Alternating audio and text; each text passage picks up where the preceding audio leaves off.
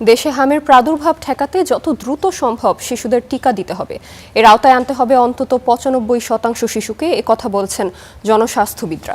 জানান, সরকারের নেওয়া জরুরি টিকাদান কর্মসূচি অত্যন্ত গুরুত্বপূর্ণ, যা চলমান থাকলে ১ মাসের মধ্যে কমে যাবে প্রকোপ। মাহমুদুল হাসানের রিপোর্ট। দেশে হামের সংক্রমণ উদ্বেগজনক হারে বাড়ছে। গত ১৫ মার্চ থেকে এই পর্যন্ত হাসপাতালে চিকিৎসা নিয়েছে প্রায় ১৫,০০০ শিশু। এর মধ্যে শনাক্ত হয়েছে ২৫০০। ভাইরাসজনিত এ রোগে ও উপসর্গ নিয়ে প্রায় ২০০ শিশু মারা গেছে। হামে মাত্র ২৭ দিনে এত প্রাণহানি দেশের ইতিহাসে সর্বোচ্চ। জনস্বাস্থ্যবিদরা বলছেন, গত ৪-৫ বছরে শিশুদের টিকা না দেয়ায় এমন পরিস্থিতির উদ্ভব হয়েছে, যাতে পরিস্থিতি জটিল আকার নেয়। আমাদের এখানে এই এত বছরের যে টিকার বাইরে থাকার শিশু, তাদের জমে অনেক কারণ, প্রশাসনিক কারণ আছে, রাজনৈতিক কারণ আছে, অর্থ বরাদ্দের সমস্যা ছিল, সিস্টেম চেঞ্জ হওয়ার কারণ ছিল।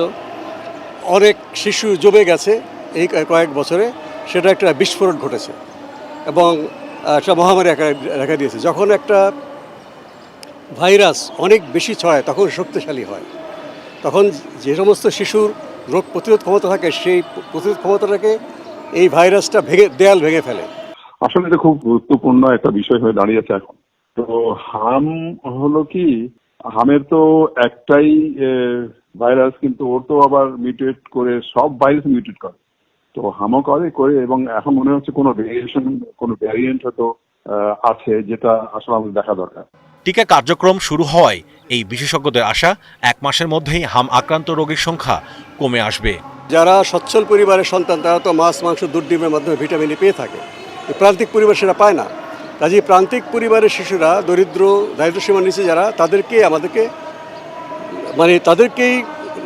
টার্গেট করে আমাদের ব্যবস্থা নেওয়া উচিত। তাদের সমস্ত বাচ্চা যারা অসুস্থ আছে, জ্বর আছে, উপজেলা হেলথ কমপ্লেক্সে আনলে একদিকে তারা প্রাথমিক চিকিৎসাতেই ভালো হয়ে যাবে, তাদের আবার জটিল অবস্থায় তারা যাবে না, আর তাদের কাছ থেকে অন্যরা রোগে আক্রান্ত হবে না। যারা স্বাস্থ্য সরকারি যারা টিকিট দেয়, ওদের কিছু লেজিটিমেট দাবি দেওয়া আছে, ওটা কিন্তু পূরণ করতে হবে। ওটা আমি জোর দিয়ে কয়েকদিন আমি কাজ করাবো।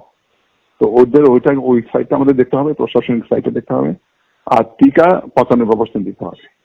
তো টিকার ঘাটতি নাই, কিন্তু টিকা দেওয়ার যে প্রবণতাটা, কাজটা, সেই কাজটা ঠিক মতো হয়নি।